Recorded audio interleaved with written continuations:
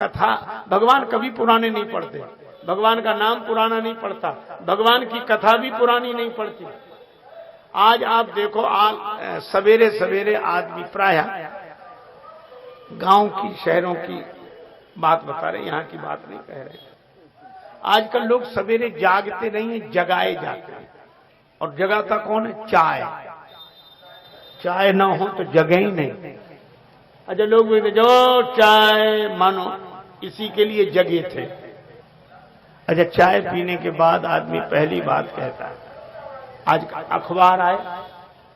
अच्छा, गलती से एक दिन पुराना अखबार, एक दिन पुराना, कितनी आलस में हो जमाई ले रहा हो और उसको देखेगा, इतनी बुरी तरह फेंकता है। ये तो कल का है, आज का। आज इतनी प्रगति हुई है, पर आदमी एक दिन पुराना अखबार पढ़ना स्वीकार नहीं करता। पर क्या कारण है कि युगों पुरानी भगवान की कथा, लीला, प्रसंग सभी जानते हैं, पर क्या कारण है कि फिर भी रोज रोज हर पल सुनने का मन होता है, ये कथा और सुनने को मिले, और सुनने को मिले। अरे, अखबारों में भी घटनाएं होती हैं, किताबों में भी घटनाएं होती हैं, लेकिन यह श्री राम कथा पुरानी नहीं पड़ती। यही हमारे श्री राम जी के भगवान होने का प्रमाण है।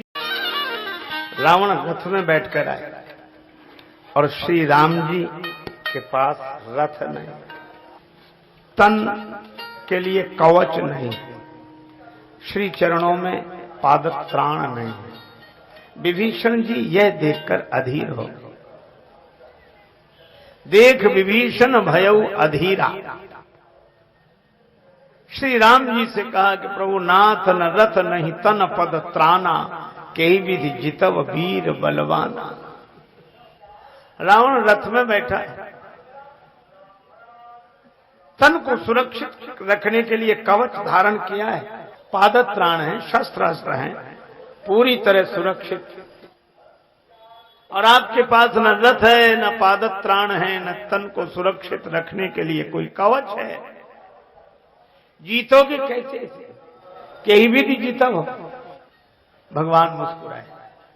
अच्छा, यह स्वाभाविक होता है कि एक और साधन दिखाई देते हैं और दूसरे ओर कोई साधनहीन दिखे तो लगता है कि तुम्हारे पास साधन ही नहीं है, उनके पास साधन ही साधन है, जीतोगे कैसे उन्हें? लेकिन एक बात मैं आपसे कहूं, क्या हमारी दृष्टि साधन ही देख पाती है, ससीम को ही देख पाती है। पर विभीषण जी यह नहीं देख पाए कि रावण के पास साधन तो हैं और राम जी के पास साधन नहीं है। लेकिन एक अंतर है, क्या रावण के पास साधन है और राम जी के पास साधना है।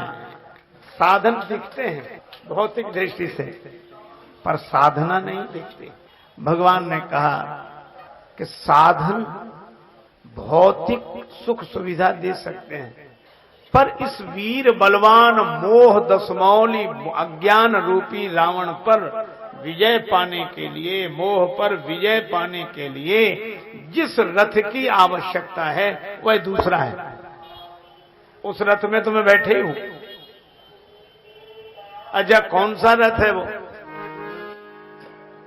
सौरज धीरज तीरथ चाका सौरज रथ चाका सौरज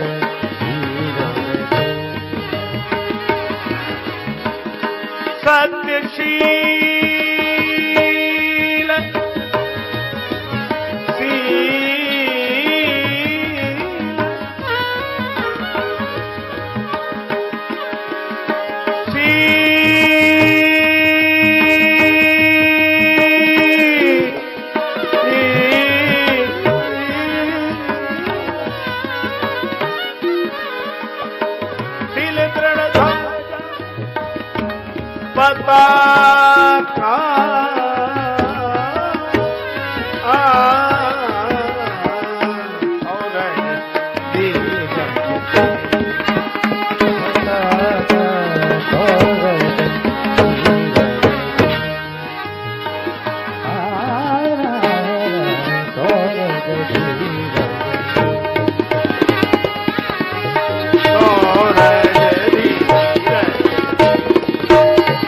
चाका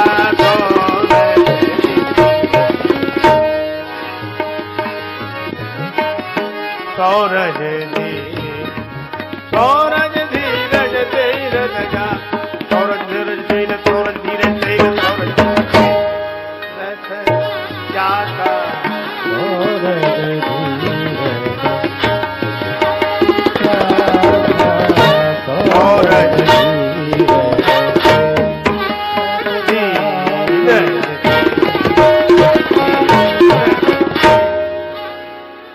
भगवान ने कहा सुनो सखा कह कृपा निधाना जय जय होय सुचंदन आना। इस अधर्म पर अज्ञान पर जिस रथ में बैठकर विजय प्राप्त की जा सकती है वह रथ दूसरा है, उसको बोलते हैं धर्म रथ। अच्छा महाराज, तो भगवान ने कहा कि मैं तो धर्म रथ में बैठा हूं, और कितनी अद्भुत बात है। इसके पास कितने भी साधन हो पर यह अधर्म के रथ में बैठा है, और मेरे पास कोई साधन नहीं पर मैं धर्म के रथ में बैठा हूं। और यह तो धर्म ततो जय, गीता में यही कहा, जहां धर्म वहीं विजय। अच्छा महाराज, श्री विभीषण जी ने कहा कि प्रभु आप जिस धर्म रथ में बैठे हैं वो दिख तो नहीं रहा है। भगवान ने कहा हमें साफ साफ दिख रहा है। जैसे रथ के दो पहिए होते हैं इसी तरह धर्म रथ के भी दो पहिए, सौरज धीरज ते ही रथ चाका। और यहां शब्द भी बड़े सुंदर हैं, शौर्य धैर्य, पर काव्य की भाषा में सौरज धीरज। अच्छा, रथ के ये जो पहिए हैं, इन पहियों की यही विशेषता है कि यही धूल में रहते हैं, धरती से जुड़े रहते हैं। रथ के और अंग धरती से नहीं जुड़ते, पर रथ के पहिए धरती से जुड़े, और धरती से जुड़े तो धूल से जुड़े, और धूल को रज बोलते हैं। इसलिए ये दो पहिए सौरज धीरज दोनों रहते हैं रज में, सौरज और धीरज। ये सौरज धीरज ते ही रथ चाका। और कितना सुंदर संकेत है, शौर्य और धैर्य। हमारे जीवन में दोनों की आवश्यकता है, शौर्य की और धैर्य की। अच्छा, प्रायः यह होता है कि जिनके पास शौर्य होता है उनके पास धैर्य नहीं होता है। शक्ति है तो बस उसको प्रदर्शित करने को उतावले रहते। आदमी बताना चाहता है कि मुझ में इतना हूं, मुझ में। एक आदमी को मिल गई अंगूठी, बड़ी कीमती थी, सोने की अंगूठी। तो महाराज इस उंगली में पहने, और जहां जाए जिससे भी बात करे तो ऐसी पूछे। अब ऐसे, और भाई साहब किसी पूछे तो ऐसे उंगली दिखा, और भाई साहब क्या हाल, और भैया ठीक, परिवार में सब ठीक, ताकि लोग देख लें कि बाजार में भी जाए तो ये किस भाव दिया, ये किस भाव, ताकि कोई पूछे, और ना पूछे तो बता तो देंगे हमारे पास इतना है। एक पंडित जी की थी मिठाई की दुकान। पंडित जी बड़े स्वस्थ शरीर वाले, धोती पहने, ऊपर चदरा ओढ़े बैठे। वहां गया, और पंडित जी ये लड्डू क्या भाव दिए, ये पेड़ा, ये बर्फी। वो समझ गए किसी मिठाई नहीं लेना, ये अंगूठी दिखा। तो वो इतना बड़ा बाजूबंद बांधे थे सोने का, तो उन्होंने चद्दर हटाया और ऐसे दिखा कि बोले साहब एक ही भाव है, जो लेना हो तो ले। अच्छा, जिनके पास ताकत होती उन्हें खुजली लगती है कि हम बताएं। अच्छा, आदमी बिना बताए रह नहीं पाता, कुछ भी शक्ति मिल जाए। नारद जी ने कामदेव को जीत लिया भगवान की कृपा से, तो भगवान की कृपा से जीत लिया तो भजन करो ना, बताना चाहिए। किसी हमारे अलावा काम को किसी ने जीता? शंकर जी ने जीता। हाँ, शंकर जी जीते, लेकिन थोड़े पास वो भी ऊपर कम नंबरों से हुए। क्यों? उन्होंने काम को तो जला दिया, लेकिन क्रोध तो आ गया। पर बारे नारद भयो न नारद मन कछु रूसा, हमें क्रोध भी नहीं आया, तो चलो कम से कम शंकर जी को तो बताएंगे। और शंकर जी ने देखा कि नारद जी आए हैं तो श्री राम कथा सुनने को मिलेगी। धन्य भाग जब संत मिले, पर उन्हें क्या पता, राम कथा सुनने बैठे और वहां श्री तुलसीदास जी व्यंग करते, रामचरित नहीं मार चरित शंकर ही सुनाए। अब शंकर जी कुछ नहीं बोले, राम कथा सुनना चाहते। नारद जी बोले आजकल हम नई कथा करने लगे। नई कथा? शंकर जी ने कहा कथा भी नई होती है, भगवान तो नित्य परम पुरातन नित्य नूतन, भगवान की कथा भी परम पुरातन नित्य नूतन। देखो जी कहा, पूछे रघुपति कथा प्रसंगा सकल लोक जग पावनी गंगा। गंगा जी कितनी पुरानी है, लेकिन उसके साथ कितनी नई है। पुरानी इतनी कि भगवान जब विराट बने, बामन से विराट बने और उनका चरण धो लिया ब्रह्मा जी ने, ब्रह्मा जी के कमंडल में गंगा जी जन्मी, इतनी पुरानी। और नई कितनी, जिस जल में डुबकी लगाओ दूसरी डुबकी उसी जल में लगाने को नहीं मिलती, तब तक जल बह जाता है। बल्कि डुबकी लगाते ही जब सिर ऊपर आता है तो दूसरा जल होता है, इतनी नूतन। इसी तरह यह श्री राम कथा है, इतनी पुरानी, फिर भी डुबकी जिस जल में लगाते हो वह भाव नित्य नया नित्य नया। यही राम कथा की विशेषता है। पर नारद जी तो दूसरी कथा सुनाने लगे। उन्हें तो अपने तुलसीदास जी कहते हैं कि अगर कथा सुननी है तो समर विजय रघुवीर के चरित ये सुनहि सुजान। भगवान की विजय की कथा सुनो कहो, लेकिन नारद जी तो अपनी विजय की कथा सुनाने लगे कि कैसे हमने विजय पाई। हालांकि एक आदमी बोला कि हम ऐसे ही बैठे रहे, लोगों ने गोलियां चलाई, बाण छोड़े, गोले छोड़े, हमारा कुछ नहीं बिगड़ा। अच्छा, और रावण कुछ किया नहीं, हम तो बैठे थे।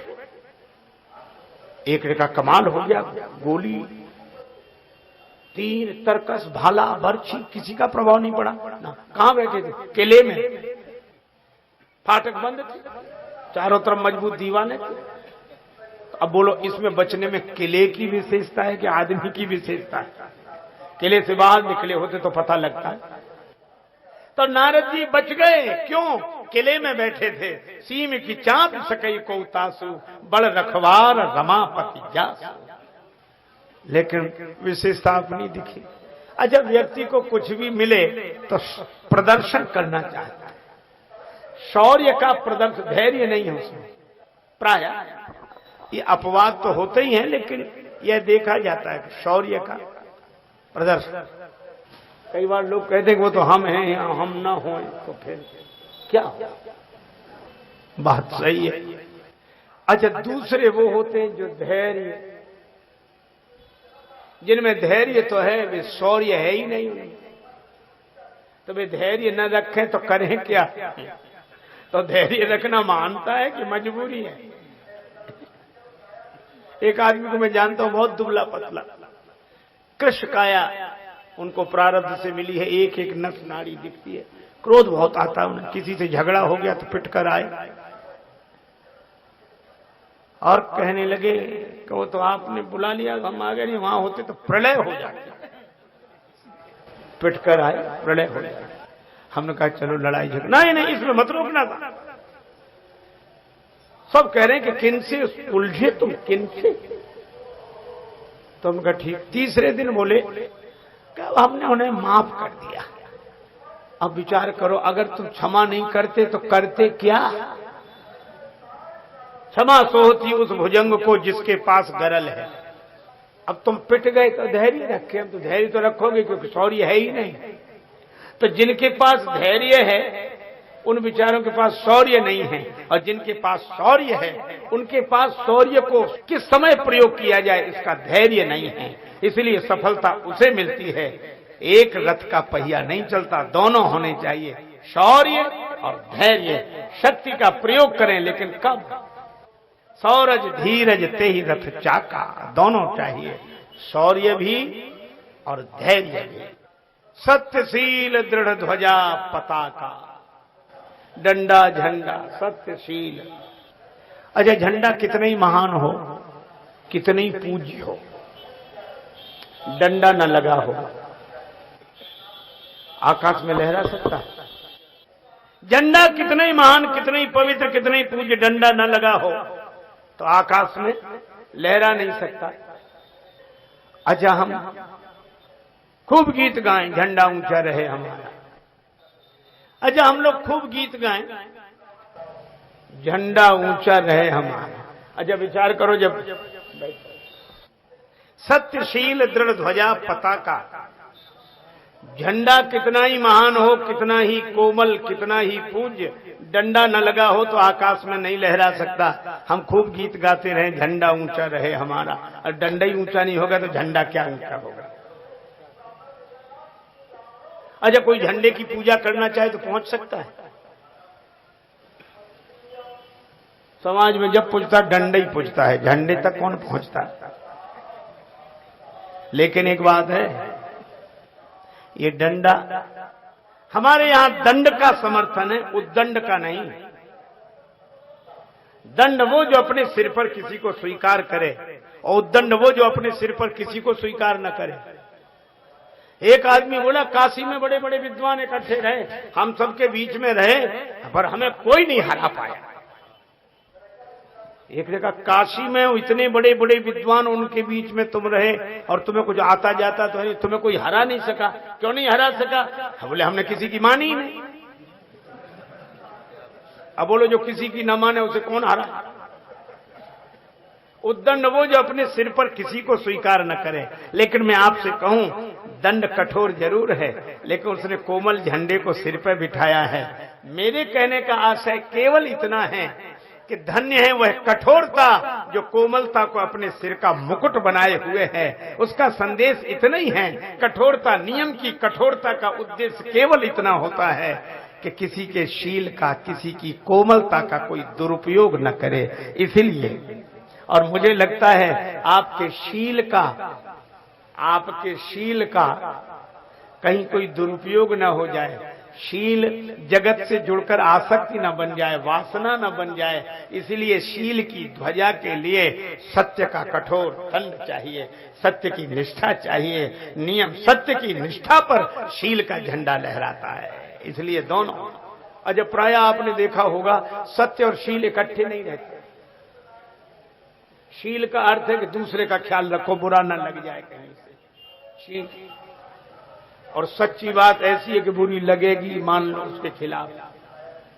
तो जो बेचारे सत्य बोलते हैं वे दूसरे के शील का ख्याल नहीं रख पाते। वे क्या कहते हैं, हम तो भैया साफ कहते हैं किसी को बुरा लगे या बुरा।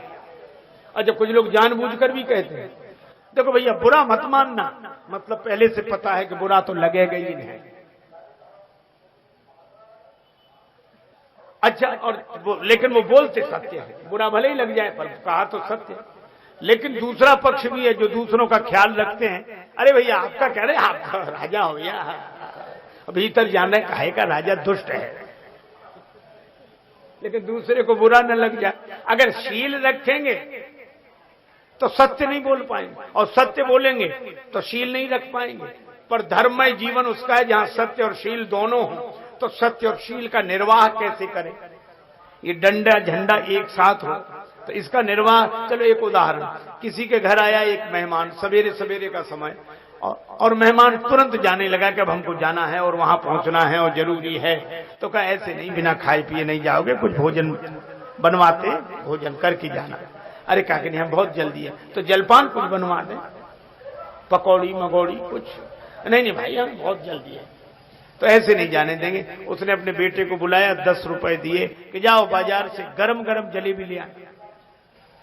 बेटा गया, पिता ने कहा सुनो, गरम गरम का अर्थ समझते हो? कहा समझाओ। कहा जैसे ही कड़ाही से निकले वैसे ही ले आना। बेटा गया, हलवाई जलेबी बना रहा था, तो उसने कड़ाही से जलेबी खूब अच्छी तरह सेक कर निकाली और दूसरी कड़ाही में डालने लगा, चाशनी वाली। बेटा बोला ये क्या करते हो? पिताजी ने कहा था कि जैसे ही कड़ाही से निकले वैसे ही ले आना। अच्छा आप सोचो, अगर एक ही कड़ाही की निकली हुई जलेबी ले जाए तो जलेबी कच्ची तो नहीं है, तो सच्ची खरी सिकी है, लेकिन उसमें कोई स्वाद नहीं होगा। तो करना क्या चाहिए? का उसको चाशनी में डुबाएंगे तो फिर मीठी हो जाएगी। इसी तरह अपनी वाणी की जलेबी को सत्य की कड़ाही में खरी सेक कर जब सामने वाले को दें तो सील की चाशनी में डुबो कर देना चाहिए। यह क्या संबंध है? एक सज्जन कोई गजल सुना रहे थे, उसकी एक लाइन हमें याद रह गई। कहता तो है वो भले की लेकिन बुरी तरह, कहता तो है भले की लेकिन बुरी तरह। तो दूसरे शायर ने बड़ी अच्छी बात कही कि शारीरिक संरचना में प्रत्येक अंग में प्रकृति ने अस्थि का उपयोग किया। हड्डियों का ढांचा है ये शरीर, लेकिन ये जीभ ऐसी है कि इसमें हड्डी नहीं लगाई। क्यों? कुदरत को ना पसंद है सख्ती बयान में, इसीलिए तो दी नहीं हड्डी जबान में। इसलिए सच्ची बात भी शील। हमारे यहां कहा सत्यम ब्रूयात और प्रियम ब्रूयात। देखो भाई, अब उदाहरण भी बड़ा सुंदर दिया जाता है। परशुराम जी से वही बात राम जी बोलते, वही बात लक्ष्मण जी बोलते, बात वही है। पर राम वचन सुन कछुक जुड़ाने, और लक्ष्मण जी की बात सुनकर बड़े नाराज हैं और ये कहते हैं कि राम तोर भ्राता बड़ पापी, तुम तो ठीक हो, तुम्हारा भाई दुष्ट है। अच्छा, लक्ष्मण जी को हंसी इस बात पे लगी कि जो भगवान कह रहे हैं वही हम कह रहे हैं। राम जी ने यही कहा कि धनुष छूने से टूट गया, और श्री लक्ष्मण जी ने भी यही कहा कि धनुष छूने से टूट गया। पर शैली देख रहे हैं राम जी क्या बोले? छुअत ही टूट पिनाक पुराना, मैं कही हेतु करूं अभिमान। महाराज, पुराना धनुष छूने से टूट गया, मैं क्यों अभिमान करूं कि मैंने तोड़ दिया। परशुराम जी प्रसन्न हुए, कितनी नम्रता है। और यही बात लक्ष्मण जी करे, जरा शैली देख रहे। छुअत टूट रघुपति न दोषु, मुनि बिनु काज करिए कत रोसु। धनुष छूने से टूट गया, राम जी की क्या गलती है? इतनी देर से आंखें दिखा रहे हो, बेकार क्रोध कर रहे हो। इसका अर्थ यह है कि लक्ष्मण जी एक ही कड़ाही की निकली जलेबी देते हैं, पर राम जी कहते हैं कि ठीक है, लक्ष्मण जी जो कहते हैं वो सत्य नहीं, परम सत्य है। लक्ष्मण जी है महाराज, लेकिन भगवान कहते हैं सत्यशील दृढ़ ध्वजा पताका। ये सही है कि डंडे के आधार पर ही झंडा लहराता है, लेकिन यह भी सही है कि झंडे के बिना डंडे की कोई शोभा नहीं। सत्य के आधार पर शील लहराए, लेकिन शील के बिना सत्य की कोई शोभा नहीं। इसलिए सौरज धीरज तेई रथ चाका, सत्यशील दृढ़ ध्वजा पताका।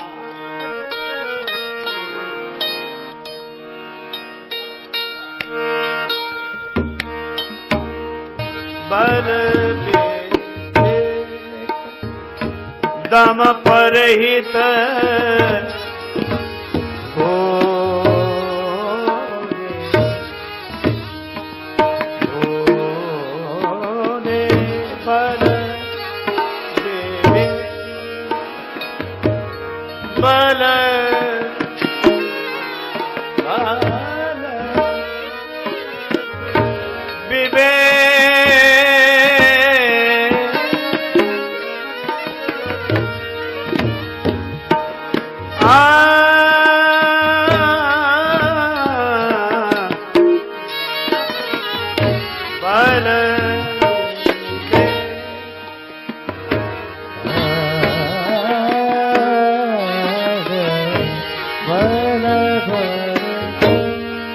बल विवेक दम परिहित गोने, क्षमा कृपा समता नजिको। बल विवेक बल विवेक बल विवेक।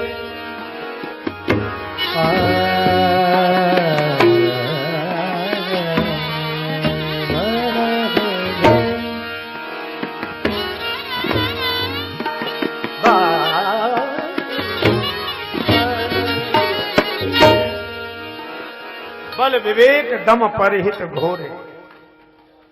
अब रथ में पहिए हो गए, ध्वजा पताका हो गए, घोड़े चाहिए, और घोड़े 4 बताए: बल विवेक दम और परिहित। अच्छा, बल किस अर्थ में कहा जाए? तो अगर हमें दुर्बलता का पता लग जाए तो पता लग जाएगा फिर बल क्या है। तो आगे मानस रोग के संदर्भ में कहा विषय आस दुर्बलता गई, सुमति क्षुधा बाढ़ई नित नई, विषय आस दुर्बलता गई। विषयों को देखकर वासना के कारण जो हम दुर्बल हो जाते हैं, यही हमारी दुर्बलता है, कमजोरी है। अगर विषयाशक्ति दुर्बलता है, आद्य शंकराचार्य जी कहते हैं बद्धो ही को, बंधा हुआ कौन, यो विषयानुरागी, बल, ये दुर्बलता है। तो बल क्या है कि जानिए तब मन विरुज गुसाई, जब उर्बल विराग अधिकारी। सीधी बात, राग ही मन की दुर्बलता है, वैराग्य ही मन का बल है, शक्ति है। इसलिए भाई बल मन विराग, और जहां वैराग्य होगा वहीं विवेक होगा। बिनु गुरु होय कि ज्ञान, ज्ञान की होय विराग बिन, बल विवेक। और आगे कहा गया दम। दम का अर्थ है इंद्रियों का संयम। देखना इंद्रियों के न घोड़े भगे, उस संयम के दिन रात कोड़े लगे। जीवन रथ को सुमार्ग चलाते चलो, कृष्ण गोविंद गोपाल गाते चलो, कृष्ण गोविंद गोपाल गाते चलो, कृष्ण गोविंद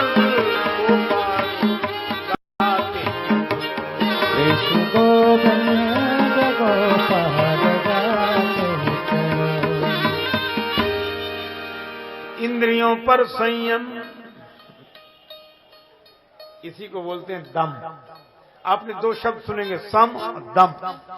मन को बस में कर लेना शम है, और इंद्रियों को अपने बस में कर लेना दम। हालांकि लोग बोलचाल की भाषा में कहते दम हो तो आओ, दम हो तो आओ। और ये जगत भी यही कहता है कि चारों तरफ विषयों का बाजार, दम हो तो आओ, इंद्रियों पर संयम हो तो ही आओ, दम। अच्छा, इंद्रियां हमेशा भोग मांगती हैं, मांगती ही रही, मांगता ही रहा भोग भिक्षा, पूरी हुई ना कभी मन की इच्छा। भूलकर संत सदगुरु की शिक्षा, सैकड़ों बार रो ही चुके हो। राही जागो हुआ अब सवेरा, पूरी रजनी तो सो ही चुके हो। अच्छा, आप कितने कितने, अच्छा आंख आज तक थकी रूप देख देख के, दृश्य देख देख के। कान आज तक नहीं थके। आंख थकने लगती, आदमी चश्मा बनवा लेता है, कान थके मशीन लगवा लेता है, पर थकता नहीं है। एक महात्मा बड़ी बढ़िया बात सुना रहे थे। एक राजा था, राजा के पास थी एक बकरी। राजा ने इनाम लगाई, पुराने जमाने में बहुत होता, 1000 रुपया इनाम, जो इस बकरी को खिला पिला के तृप्त करके लाए। बहुत लोग चेष्टा करें दिन भर खिलाएं बकरी को, दिन भर, और अंत में जब जाए तो राजा परीक्षा करे, खिला रहा है, देखो महाराज पूरे दिन भर हम भूखे रहे पर इसको खिलाया। अच्छा, राजा बोला लाओ। सो एक हरे हरे पत्तों की डाली रखता, वो दिखाता बकरी। बकरी की तो आदत, चाहे दिन भर चढ़ा, और फिर हरी हरी पत्ती दिखे तुरंत मुंह मारे। राजा कहते देखो रह गई भूखी कि नहीं, कोई नाम नहीं, जाओ। गांव भर परेशान, बहुत लोग ले गए, बकरी तृप्त नहीं। एक महात्मा किसी भक्त के यहां ठहरे थे, उन्हें पता लगा तो बोले सवेरे हम जाएंगे। राजा ने देखा संत आए, बड़ा प्रणाम किया, बोले ये सब ठीक, कुशल मंगल, आशीर्वाद, तुम्हारी बकरी आज हम तृप्त करके लाए। अरे बोले महाराज आप बोले चिंता नहीं करें, आप तो इनाम तैयार रखना। बस महात्मा ले गए बकरी को वन में चराने के लिए, और एक हरे भरे पत्तों की डाली ले गए, एक डंडा, चराया तो कुछ नहीं, बकरी को दिन भर अभ्यास करा, ऐसी डाली दिखाएं हरे हरे, सो बकरी जैसे ही मुंह मार से एक डंडा, उधर से मुंह मार तो उधर डंडा, दिन भर यही अभ्यास। बेचारी बकरी का पेट तो चिपक गया, मुंह फूल गया। शाम को ले आए, बकरी डगमग डगमग कर। राजा ने कहा ये क्या? बोला आप तो परीक्षा लो, तृप्त है बकरी। अब राजा ने वो दिखाई हरे भरे पत्तों की डाली, वो तो दिन भर का अभ्यास था बेचारी। सो जैसी पत्ते, उधर महात्मा खड़े डंडा लिए, सो जैसी दिखाई तो उधर मुंह कर ले, उधर दिखाई तो फिर मुंह कर ले। राजा बोला कि बकरी तो तृप्त हो गई, लेकिन किया कैसे? बोले आप तो इनाम दो। राजा ने इनाम दिया कि महाराज अब तो बताओ। बोले ऐसे थोड़े ही, ऐसे दिन भर क्या कई दिन चराओ, कभी तृप्त नहीं होगी। बोले जरूरत भर का खिलाओ, बाकी डंडा उठाओ। वो तो एक बकरी थी, यहां तो 5 बकरियां हैं। आंख को रूप का भोजन चाहिए, कान को शब्द का भोजन चाहिए, नासिका को गंध का भोजन चाहिए, रसना को स्वाद का भोजन चाहिए, और त्वचा को स्पर्श का भोजन चाहिए जीवन भर। लेकिन परीक्षा होती अंत में। अंत में कि अब तो कोई इच्छा नहीं रह गई, इच्छा ही तो रह जाती। इसलिए पुनरपि जननम पुनरपि मरणम पुनरपि जननी जठरे शयनम, ये संसारे खलु दुस्तारे कृपया पारे पाहि मुरारे, भज गोविंदम गोविंदम भज मूढ़ मते। और इसलिए भैया एक बड़ी सुंदर सहज सीधी सी बात है, इंद्रियों पर संयम यही है दम। श्री तुलसीदास जी कहते हैं, बुझे कि काम अगनि तुलसी, कहूं विषय भोग बहु भीते। तो दम का अर्थ है इंद्रियों का संयम। अच्छा, इन इंद्रियों को क्या क्या बोलते हैं? संस्कृत में इंद्रियों का नाम है गो। और मुझे कभी कभी लगता है कि गो नाम बिल्कुल ठीक है, क्योंकि अंग्रेजी का एक शब्द गो, गो माने जाओ, गो तो जिसके द्वारा मन बाहर जाता हो। नेत्र कहते रूप देखना, गो दरवाजा है, सब सुनना, कान कहता गो, जाता ही रहता मन इससे बाहर, कभी बैठता ही नहीं, कभी इस दरवाजे से। इसको श्री कबीरदास जी ने बड़े सुंदर रूपक में प्रस्तुत किया। वे क्या कहते हैं? सैया निकसी गए मैं ना डरी, सैया निकसी गए मैं ना डरी, सैया निकस गए मैं ना डरी। ना मैं बोली ना मैं चाली, ना मैं बोली ना बोली,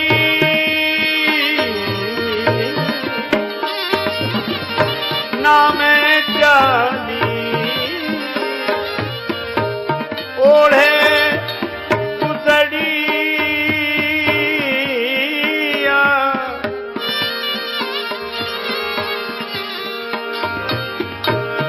ओढ़े कुतड़िया में अकेली खड़ी, सैया निकल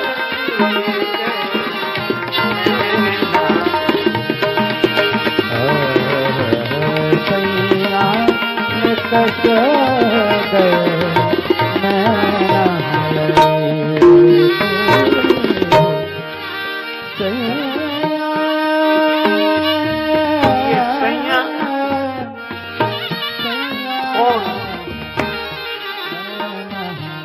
इसका अर्थ है, ये बुद्धि कह रही है, बुद्धि का विवाह हो गया मन से, और मन ऐसा है कि कभी घर में रहते ही नहीं बुद्धि के साथ, ये बाहर ही घूमता रहता है।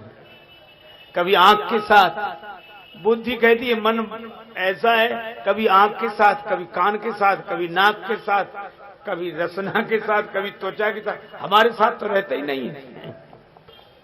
और इसीलिए कहा रंग महल के 10 दरवाजे, न जाने कौन सी खिड़की खुली थी।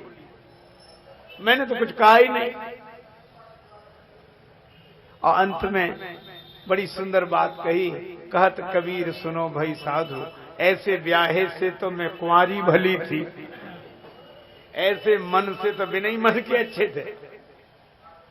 तो ये इंद्रियों का संयम, ये दम, और परहित दूसरे का भला।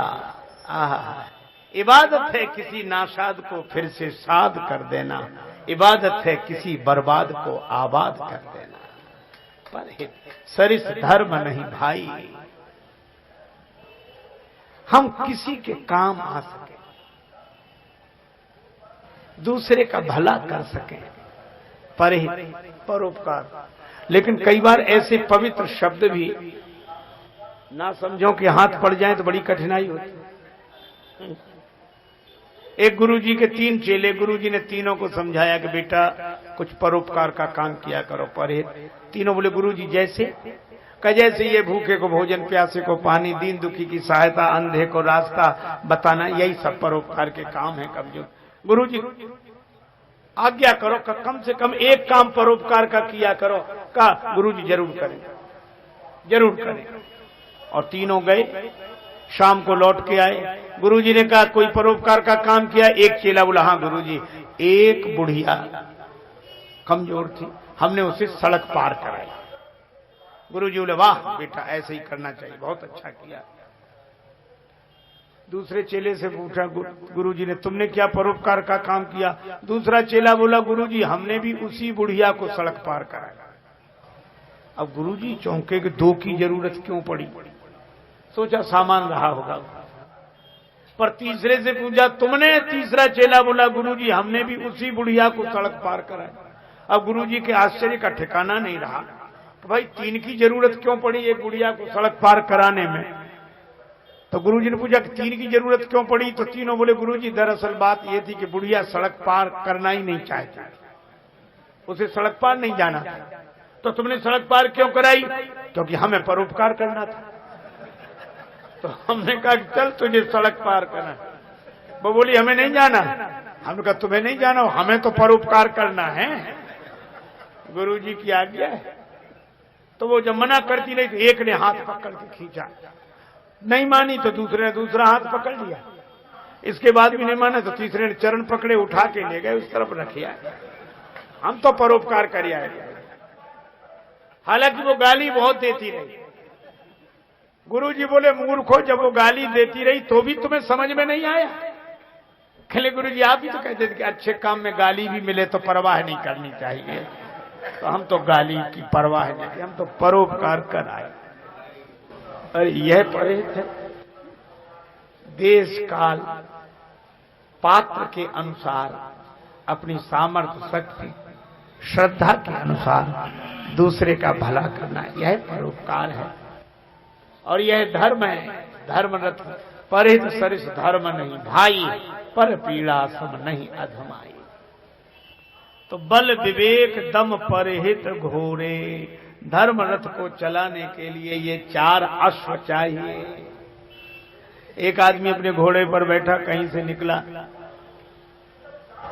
तो एक शहर से गली से निकला, ऊपर की मंजिल में एक साइन बोर्ड टंगा हुआ, उस पर लिखा हुआ था बिना पढ़े डिग्रियां ले जाओ, पैसे में बिकती हैं।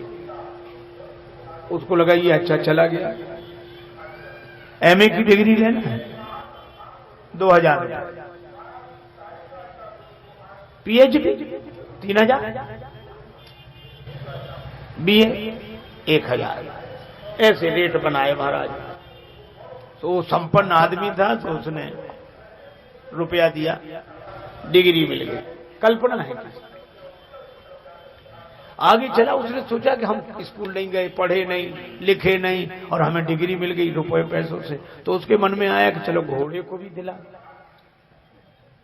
जब बिना पढ़े लिखे मिल रही तो घोड़े को भी, हमारा घोड़ा है इतना, पर इसके लिए हम क्या कुछ रुपए खर्च नहीं कर सकते तो घोड़े के लिए?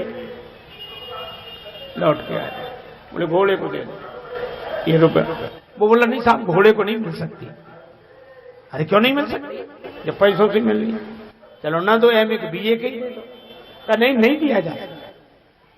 तो कुछ भी बोले बिल्कुल नहीं। कहा क्यों नहीं दिया जा सकता? तो हाथ जोड़कर बोला साहब यहाँ गधों को डिग्रियां मिलती हैं, घोड़ों को नहीं मिलती। इसीलिए नासमझी से विकारों पर विजय नहीं पाई जा सकती। यहाँ वैराग्य का बल चाहिए, विवेक चाहिए, इंद्रियों पर संयम चाहिए और परोपकार का भाव चाहिए। अब ये 4 घोड़े, लेकिन एक अद्भुत बात कही गई इस प्रसंग में। सब सुधी जन, संत जन, विद्वत जन, महापुरुष बैठे हैं, सबका आशीर्वाद है। अच्छा आप देखो घोड़े तो 4 और रस्सियां 3। बल विवेक दम परहित घोरे, क्षमा कृपा समता रजो।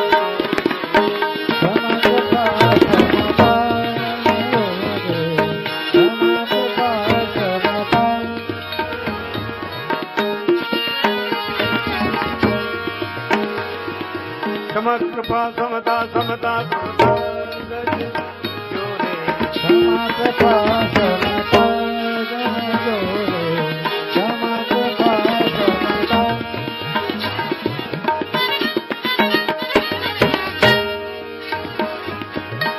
क्षमा कृपा समता रज जोरे, क्षमा कृपा समता रज जोरे।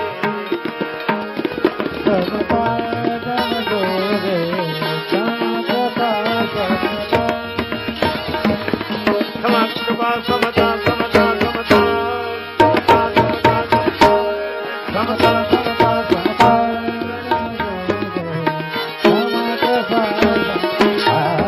कृपा समता कृपा समता।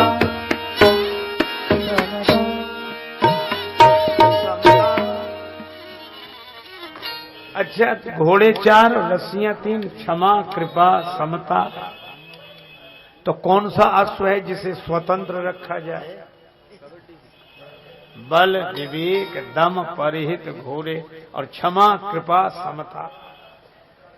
बहुत बार हम सोचते थे कि घोड़े 4 और रस्सियां 3। तो किसी ने कहा कि विवेक पर कोई अंकुश नहीं, विवेक तो विवेक। कोई बोला परिहित पर। अब अगर यही होने लगे झगड़ा तो 4 घोड़े हैं, कहेंगे हम ही मिले हैं बांधने के लिए, ये स्वतंत्र। पर मुझे जो पता लगा बड़ा अद्भुत भाव, एक भक्त उन्होंने कहा साहब ये रस्सियां 3 नहीं है,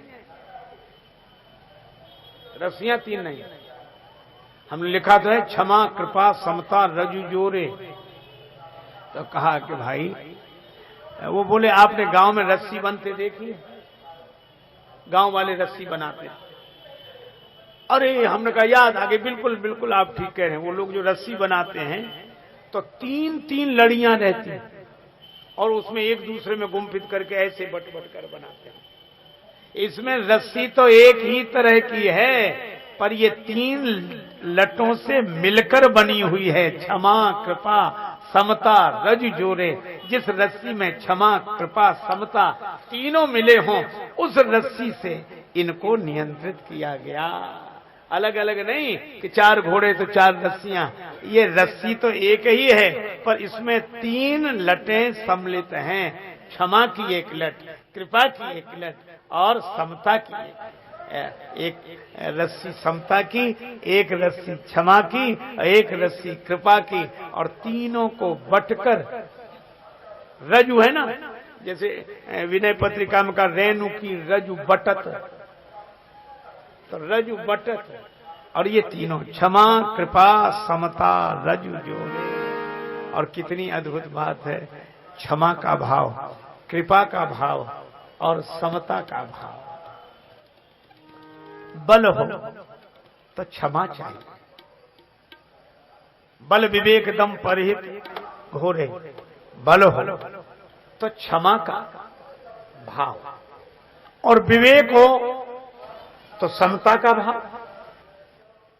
बल है तो क्षमा चाहिए जीवन में, और विवेक हो तो समता चाहिए, और दम और परहित, ये कृपा कैसे? परहित करना दूसरे पर कृपा है, और इंद्रियों का संयम करना अपने पर कृपा है। हमारे यहां संत जन कहते हैं कि 4 कृपाएं होती है, भगवत कृपा, शास्त्र कृपा, संत कृपा, और उसके बाद है आत्म कृपा। भगवान ने मानव जन्म दिया, श्री अवध में बुलाया, भगवत कृपा, रामायण से, राम नाम से जोड़ा, शास्त्र कृपा, भजन करने लगे संतों के साथ आकर, संत कृपा, संत मिल गए। लेकिन अब हम करें नहीं तो कम से कम अपने पर अपनी कृपा तो करें, इसको बोलते हैं आत्म कृपा। इसलिए भाई, इंद्रियों पर संयम, अपने पर कृपा है,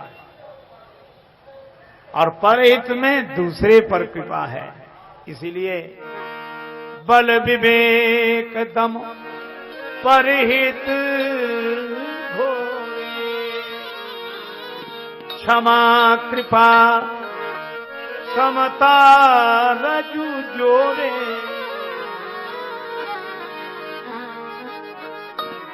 इस भजन सार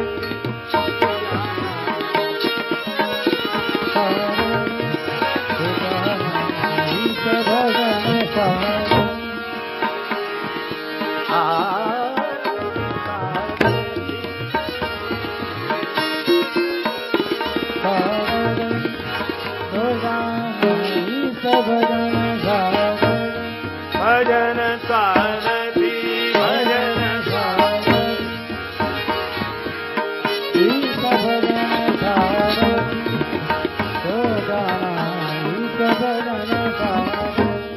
भजन भजन। भगवान का भजन यह धर्म रथ का सारथी है, और कितना सुंदर संकेत है कि हमारा कितना ही धर्ममय जीवन हो। रथ में बैठकर विजय तो पाई जा सकती है, लेकिन रथ जब चले तो रथ को चलाने वाला तो हो। तो हम कितना ही धर्ममय जीवन जिए, लेकिन भगवत शरणागति के बिना इस धर्ममय जीवन से भी सफलता नहीं मिलती।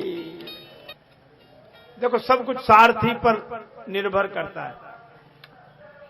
भगवान श्री कृष्ण शयन कर रहे हैं, अर्जुन सहायता मांगने आए, महाभारत का युद्ध अवश्यम भावी हो गया, सहायता मांगने आए। तो अर्जुन भगवान श्री कृष्ण के चरणों में दूर से ही प्रणाम करके बैठ गए, क्योंकि भगवान शयन कर रहे थे, चरणों की ओर बैठे। थोड़ी देर में दुर्योधन आए, दुर्योधन और चरणों में बैठ जाए, भगवान कृष्ण के सिर की तरफ बैठे। दोनों प्रतीक्षा कर रहे थे कि जागे, लेकिन भगवान श्री कृष्ण जैसे ही जागे तो उनकी दृष्टि अर्जुन पर पड़ी। जो चरणों की ओर बैठा होगा, दृष्टि तो पहले उसी की तरफ जाएगी।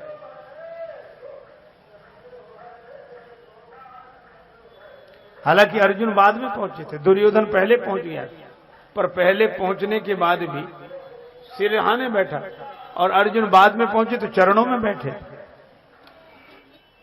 भगवान श्री कृष्ण तो बड़े लीला पुरुषोत्तम है, मुस्कुराकर, अरे अर्जुन कब आए? पीछे से आवाज आई, मैं पहले आया हूं। भगवान, दुर्योधन तुम? हाँ, मैं इनसे पहले आया हूं। भगवान कृष्ण ने कहा कि नहीं जीता जा सकता आपके बिना, कोई भी धर्म युद्ध आपके बिना नहीं जीता जा सकता। हनुमान जी बोले तो जो आज्ञा, लेकिन हम तो राम जी के चरणों में रहते हैं। तो कृष्ण भगवान मुस्कुरा कर बोले कि हमारे सिर पे ही बैठ जाना, पर चलो तो।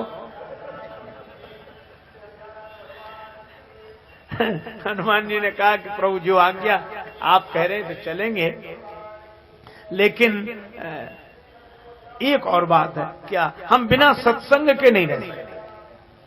कथा सत्संग के बिना रामचरित सुनबे को रसिया, हम बिना कथा सत्संग के रह नहीं सकते।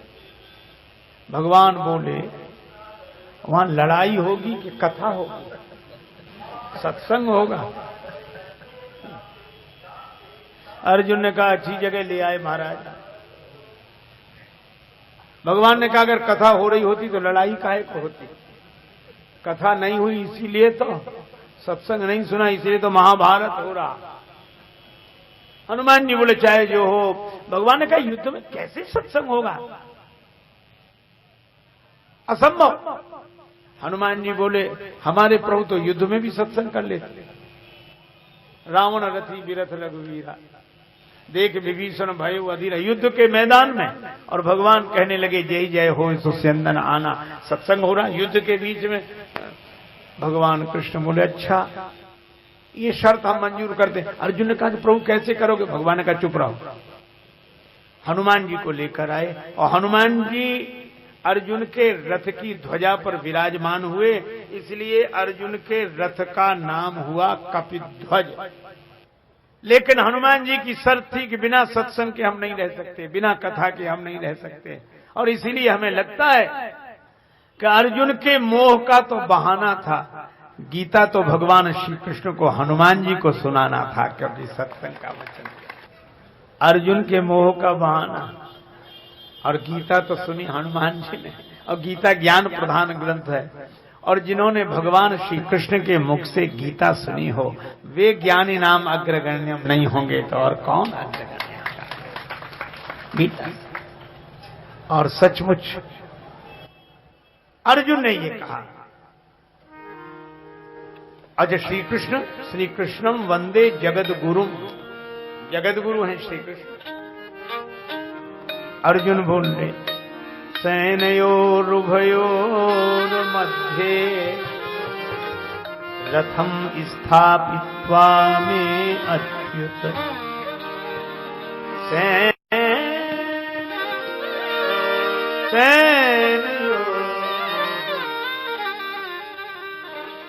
गीता का श्लोक। अर्जुन ने कहा कि प्रभु आप सारथी मैं रथी। निवेदन यही है कि दोनों ओर से सेनाएं सन्नद्ध हो गई हैं, युद्ध के लिए तत्पर हैं, और मेरे रथ को दोनों सेनाओं के बीच में खड़ा करिए। दोनों सेनाओं के बीच में, सैन्यों रुभयोर मध्य। और संबोधन कितना सुंदर दिया, मैं अच्युत, हे अच्युत। और अच्युत का अर्थ है जो अपनी जगह से च्युत ना हो। भगवान ने कहा कि मैं तो रथ को बिल्कुल बीच में, ठीक बीच में खड़ा कर दूंगा, लेकिन तुम भी एक बात याद रखना। क्या? बोले तुम भी ठीक बीच में ही रहना, इधर उधर मत होना। और भगवान ले गए रथ को, पर अर्जुन ठीक बीच में नहीं रह पाए। इन परवारियों को मारूं मैं, इनको मारूं इनको। मेरे हृदय में तो साधु होने की इच्छा हो रही। अच्छा साधु होना बुरा है क्या? पर भगवान ने क्या कहा? क्लेब्यम मां स्मृगा महापार्थ, ये नपुंसकता है। अच्छा साधुता कहीं तो प्रशंसा होनी चाहिए।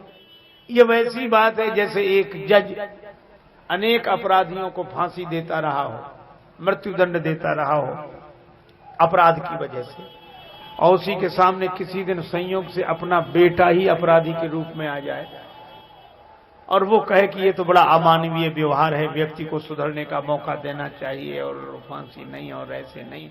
दया भी तो कोई चीज है, आखिर करुणा भी तो कोई चीज है, मानवता भी तो कोई चीज है। इनसे पूछो इतने दिन कहां गया था ये तुम्हारा ज्ञान? ये मानवता, ये दया करुणा की बात कही जा रही है, लेकिन मूलतः ये न मानवता है, न दया है, न करुणा है। ये बेटे को देखकर जो मोह जग गया है उसके लिए ये सब सारी बात है। अर्जुन ने इतनों को मारा, आज तक दया नहीं लगी, आज तक करुणा नहीं आई, आज तक क्या किसी का रक्त ही नहीं बहा होगा, लेकिन आज अपने ही दिख गए। तो अर्जुन ये नहीं कहते कि मोह हुआ है हमें, अर्जुन ये कहते हैं कि हमें वैराग्य उमड़ रहा है। मोह निशा सब सोवन हारा।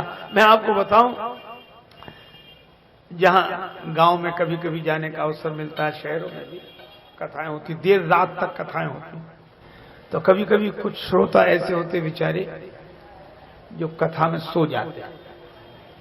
अच्छा ही है जो घर में नहीं सो पाते बेचारे, कथा में सो लेते हैं कम से कम।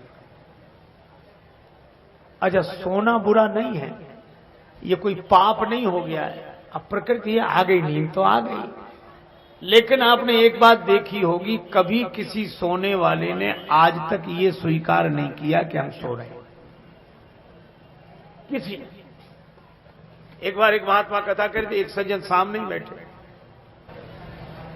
ऐसे करें बार बार। तो महात्मा जी ने कहा, क्यों सो रहे हो? नहीं। फिर सोया। महात्मा जी बोले, सो तो रहे हो? बोला नहीं। तो महात्मा जी ने कहा, आंख बंद क्यों करते हो? बड़े ध्यान से सुन रहे। मतलब और लोगों को ध्यान है, यही एक ध्यान वाले हैं जो ध्यान से सुन रहे। अब महात्मा भी परेशान, वो माने नहीं कि हम सो रहे, और सामने ही सो। तो संत भी एक युक्ति का प्रयोग किए, और तीसरी बार जैसे ही सोया तो संत जी ने यह नहीं कहा क्यों सो रहे हो ना, जैसे ही सोया तो महात्मा जी बोले, क्यों जिंदा हो? तो तुरंत बोला नहीं। अरे भैया, मान ही लो कि सो गए थे तो हानि क्या हो गई? पर कभी कभी तो बड़ी विचित्र घटनाएं घटती है। कम से कम सोए तब तक तो कोई बात नहीं। एक आदमी तो कपड़े की दुकान थी, उसकी दुकानदार था, वो भी कथा में सो रहा, तो सोते सोते सपना भी देखने लगे। उसको लगे कि हम अपनी दुकान पर बैठे हैं, ग्राहक आया है और कथा हो रही है, उसके दो कान तो बंद हैं, सपने में दुकान चल रही है। ये कपड़ा क्या हिसाब दिया? पुराने जमाने की बात, 5 रुपए मीटर। अरे कुछ कम कर लो, 4.5 में दे। नहीं नहीं नहीं, ग्राहक जाने लगा। उसने सोचा ग्राहक ही जा रहा सपने में, तो बड़ी मन ही मन बोला, ले जा 4.5 में, और 2 ही हाथ पसार, आगे वाले भक्त को कुर्ता दीनो फार। जो बेचारे एक सज्जन आगे बैठे कथा सुन रहे थे, उनका कुर्ता पकड़ा, फर दे, और फर की आवाज उसने देखा तो डांट कर बोले, कथा सुनते हो कि कुर्ता फाड़ते हो? बोला, और हमारा ग्राहक चला जाता तो? अरे बोले, यहाँ ग्राहक कहाँ? अब अरे हम समझ रहे थे दुकान में ही बैठे, हमें क्या? आदमी जब इस सोने को स्वीकार नहीं करता कि हम सो रहे।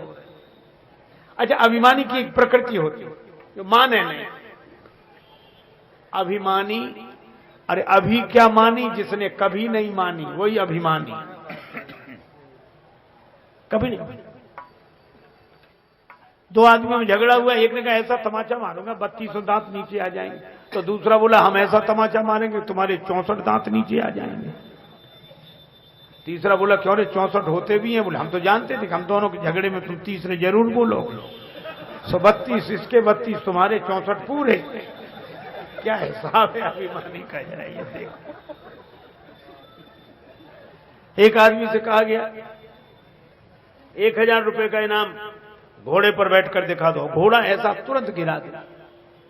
वो बोला हम बैठा, घोड़े ने छलांग लगाई, एक हाथ आगे खिसक गया गर्दन पे, तीसरे सिर पे, चौथी बार गिर पड़ा। और जैसे गिरा लोगों ने कहा हार गया, हार गया। कहने बोले कौन हार गया? इनाम निकालो। बोले पहले धूल तो झड़ा। बोले काहे, हारे ही नहीं हम।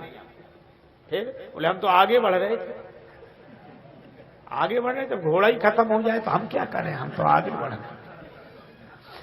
यह अभिमानी का गणित है। एक आदमी छत पर टहल रहा, छत पर नीचे से सड़क पर से एक आदमी दूसरा निकला, तो अब नहीं सोचे समझे पानी की पीक चला गया, उस बेचारे के सिर पे पड़ी। तो उसने कहा कि भाई साहब नीचे देखकर नहीं थूक सकते? तो क्या बोला, तुम ऊपर देखकर क्यों नहीं चलते?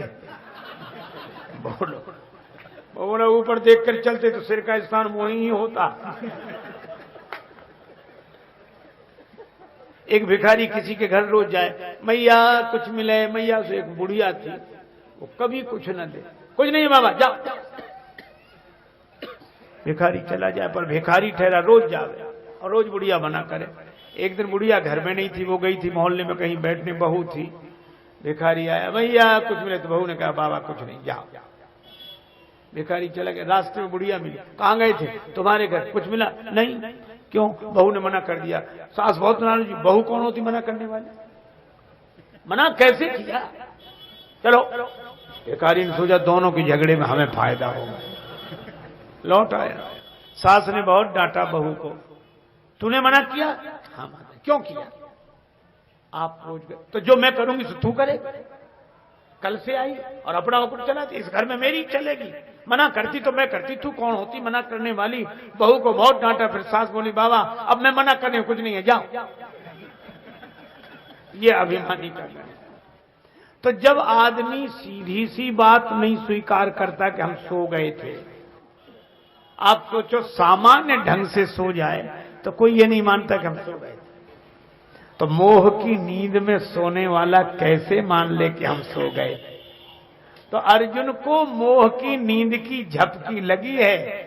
वे वैराग्य की बात करते हैं, साधुता की बात करते हैं। भैक्षम पीह लोके, मैं भिक्षा मांग के गुजर करूंगा, पर इस रुधिर से सने हुए राज्य को मैं नहीं स्वीकार कर सकता। भगवान ने कहा ये तुम्हारी महानता नहीं है, मोह है, ये नपुंसक का काम है। क्लेब्यम मा स्मगमा पार्थ। और ये कहा क्षुद्रम हृदय दौर्बल्यम त्यक्तोतिष्ठ परंतप, ये क्षुद्र हृदय की दुर्बलता छोड़कर मैदान में खड़ा हो। अर्जुन शिष्य हो गए। शिष्यस्ते हम साधिमाम त्वाम प्रपन्नम। तब भगवान ने उपदेश दिया और अर्जुन को तब बोध हुआ, और तब वे भगवान के हाथ के यंत्र बनकर लीला करते हैं। गीता कल्याणकारी ग्रंथ, पर ऐसा नहीं है। एक डॉक्टर साहब थे, उनके पास जब कोई मरीज जाए, डॉक्टर साहब चलो मरीज, भैया नियम तो कर ले। क्या नियम? एक श्लोक गीता का पढ़ते हैं बस। तो बैठा रहा और वो 2 मिनट में पढ़ के आ गया। चलो, तो मरीज को बहुत खुश हुआ कि हमारा बड़ा भाग्य जो ऐसे धर्मात्मा डॉक्टर मिले जो गीता पढ़ते हैं। तो मरीज बहुत खुश हो रहा था। लेकिन अंत में उसने कहा डॉक्टर साहब आप गीता रोज? हाँ नियम से। तो कौन सा श्लोक? भाई एक श्लोक पढ़ते हैं, आगे पीछे कहीं एक श्लोक। अच्छा, एक एक अक्षर मंत्र है उसका, हमने एक श्लोक। तो मरीज और उत्सुक हुआ, कौन सा श्लोक पढ़ते हो? डॉक्टर बोला जिसमें लिखा है कि अर्जुन तेरे सामने जितने खड़े हैं तू सबको मरा हुआ समझ, तू तो निमित्त मात्रम भव सभ्य साचिन, तू तो निमित्त हो जा। बोलो ऐसी गीता? अरे भाई, गीता में जो ज्ञान है उसका। पर अंतिम बात कह रहा हूं, ऊपर श्री हनुमान जी बैठे। भीष्म पितामह जब बाण वर्षा करते तो अर्जुन का रथ थोड़ा ही खिसकता, और अर्जुन जब बाण वर्षा करते हैं तो भीष्म पितामह का रथ बहुत पीछे तक जाता। अर्जुन भगवान कृष्ण से कहते प्रभु नीचे देखो, अपने रथ के पहिए थोड़े, उधर देखो पितामह का रथ उतनी दूर जाना। देखो ना आप नीचे तो देखो। भगवान बोले नीचे नहीं, ऊपर देखो, ऊपर। कौन? श्री हनुमान जी। और इसका अर्थ यह है कि नीचे जो कमाल दिखता है वो ऊपर वाले की कृपा से ही होता है, इसलिए नीचे नहीं ऊपर ही। एक दिन की घटना, कर्ण के तर्कस में एक ऐसा अमोघ बाण, वो इच्छा रूपधारी नाग था। वीरवर कर्ण को एकांत में पाकर आवाज दी, मैं इच्छा रूपधारी नाग हूं, बाण बनकर तुम्हारे तर्कस में रहूंगा। तुम्हारा शत्रु अर्जुन, हमारा शत्रु भी अर्जुन, मुझे चला देना, मैं अमोघ हूं, काल भी नहीं बचा सकता, मैं स्वयं काल हूं। तर्कस में रख लिया। और जब कर्ण अर्जुन का युद्ध हुआ, लगा कि प्राण जाने की नौबत, तो वही बाण चला दिया। और वह बाण चला तो चारों तरफ आवाज उठी। देवता ये दृश्य देख, चारों तरफ आवाज उठी, भगवान बचा लो। अर्जुन को भगवान कृष्ण भी बोल उठे, हनुमान बचा लो अर्जुन। चारों तरफ आवाज उठी, भगवान बचा लो अर्जुन को। भगवान कृष्ण भी बोल उठे, हनुमान बचा लो अर्जुन को। और धन्य है हनुमान जी, अघटते घटन सुघट विघटन ऐसी बिरदावली नहीं आन की। सुमिरत संकट सोच विमोचन मूर्ति मोद निधान की। जाके गति है हनुमान की, ताकि पैज पूज आई यह रेखा पुलिस फसान। और हनुमान जी को तो देर ही नहीं लगी। अतुलित बलधामम वीर बजरंग बली ने जो बल बढ़ाया, धरती फट गई। धरती तो फट गई, रथ सुरक्षित। रथी सारथी दोनों को लेकर पृथ्वी के नीचे चले गए। अब बाण ढूंढे के सामने कोई हो तब तो माने, वहां कोई है ही नहीं पृथ्वी पर। अब बाण चलकर नष्ट हो गया। और जब बाण चलकर नष्ट हो गया तो हनुमान जी फिर दोनों को लेकर ऊपर आ गए, रथ को लेकर ऊपर आ गए। भगवान कृष्ण ने कहा कि धन्य हो हनुमान जी, श्री राम अवतार में राम और लक्ष्मण को बचाने के लिए आप पाताल में गए थे, उनको बाहर लाए थे, उनको पाताल से पृथ्वी पर लाए थे बचाने के लिए। और आज भी कृष्ण अर्जुन को बचाने के लिए पाताल में लेकर चले गए। ऐसा कौन कर सकता है? यह श्री हनुमान जी। तो हनुमान, और इसीलिए जब युद्ध पूरा हुआ तो भगवान कृष्ण ने कहा, अर्जुन रथ से तुम पहले उतरो, फिर मैं उतरूंगा। ऐसा क्यों मत करो, मैं जो कहूं सो करो। अर्जुन उतरे, फिर भगवान श्री कृष्ण उतरे। फिर भगवान ने हनुमान जी को संकेत किया। हनुमान जी के उतरते ही रथ में आग लग गई। दग्ध रथ की कथा कहलाती है। रथ में आग लगी। कहा कि आग कैसे? बोले ये तो जाने कब से लगी थी, ये तो हनुमान जी बचाए हुए थे। तो हनुमान जी लंका जलाते हैं और अर्जुन के रथ को जलने से बचाते हैं। और यह किसकी कृपा से अर्जुन की विजय क्यों हुई? क्योंकि श्री कृष्ण सारथी हैं। और कर्ण जैसे वीर की पराजय क्यों हुई? क्योंकि उनको सारथी मिला शल्य। और शल्य शब्द शूल से मिलता जुलता, इसीलिए शल्य चिकित्सा, चीरफाड़ शल्य। ये शल्य चुभता ही रहे, कर्ण को कमजोर ही किया जाए। जैसे ही रथ में बैठकर चले तो शल्य यही कहे, तुम अर्जुन को जीतने जा रहे हो, तुम क्या जीतोगे? तुम्हारे बस का कुछ नहीं, तुम क्या करोगे? अर्जुन अर्जुन है, अर्जुन। तो बेचारा इतना क्रोध में मेरे सामने अर्जुन की तारीफ करते हो, तो वो क्रोध कर करके कर्ण को कमजोर कर दे, इसलिए बेचारे हार गए। तो सारथी अगर कमजोर बनाएगा तो हम युद्ध में विजय प्राप्त नहीं कर सकेंगे। तो सारथी ऐसा जो हमें पुष्ट बनावे, जो हमें प्रोत्साहन दे, तो हम धर्म रथ में बैठकर तो चलें, पर हमें विजय दिलाने वाला सारथी कौन? ईश भजन सारथी सुजाना। ये सुजान सारथी क्या है? ईश भजन। और इसलिए समर विजय रघुवीर के चरित जिस सुनहि सुजान। विजय विवेक विभूति नित नहीं देहि भगवान। जय सिया राम, जय जय सिया राम, जय सिया राम, जय सिया राम, श्री तुलसीदास जी महाराज कहते हैं, समर विजय रघुवीर के चरित जे सुनहि सुजान। विजय विवेक विभूति नित तिनहि देहि भगवान। लंका के इस महासमर की जो विजय गाथा भगवान श्री राघवेंद्र की चारु चरितावली है, इसको जो सुजान श्रोता श्रवण करेंगे, भगवान की कृपा से उनको विजय विवेक और विभूति की प्राप्ति होगी। नमस्ते दोस्तों, तरुण मंथन में आपका स्वागत है। इस YouTube चैनल पर हम सद्गुरु के शिक्षाप्रद संदेशों को अनमोल ज्ञान के साथ साझा करते हैं। इस सफर में हमारे साथ जुड़ने के लिए जरूर सब्सक्राइब करें और हमारे वीडियो को लाइक और शेयर करें। धन्यवाद।